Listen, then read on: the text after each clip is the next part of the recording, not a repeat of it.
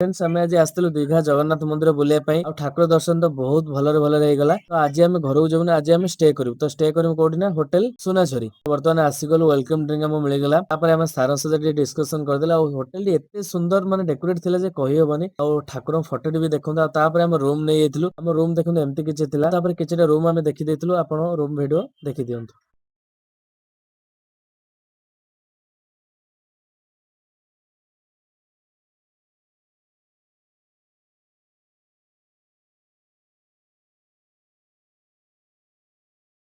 तो होटल मंदिर 10 मिनट रास्ता होटल समुद्र कूल 5 मिनट रास्ता जाए। फ्रेंड्स बर्तमान लंच टाइम है लंच रे भात माछ चिकेन बहुत सारा आइटम एमती किछि थिला आ खाइबा सइला परे डायरेक्ट हम पळेलु स्विमिंग पूल मॉकटेल पे दे ढेर सारा मजा मस्ती हम कलु देखंतु हम केमती होउछु तापर आपण होटल विजिट करू ऑल डिटेल्स मो कैप्शन ले अछि कैप्शन आसी चेक कर दियंतु। बर्तमान संध्या हे गला संध्या रे देखंतु लाइट केते सुंदर लागुची आ संध्या रे हम बर्तमान आसी जम कॉफी आ स्नैक्स खाइ देलु तो बर्तमान खाइ साला परे तापर रात्रि रे हमरा देखंतु डिनर रे फ्राई राइस चिली चिकेन बहुत सारा आइटम थिला खाइ दे समुद्र कूल बोलाबोली करते पळेइ आसिलु। तो बर्तमान बोलाबोली कर साला परे तापर हम पळेइ आसिलु मॉर्निंग रे ब्रेकफास्ट कर देलु देखंतु केते दही पूरी सब्जी आमलेट केते सुंदर आइटम खाइ देकी चाह पी देलु तापर बर्तमान हम चेकआउट कर देलु। ऑल डिटेल्स मो कैप्शन अछि कांटेक्ट करंतु न्यू दिघा रे थिबा होटल सोनाझरी।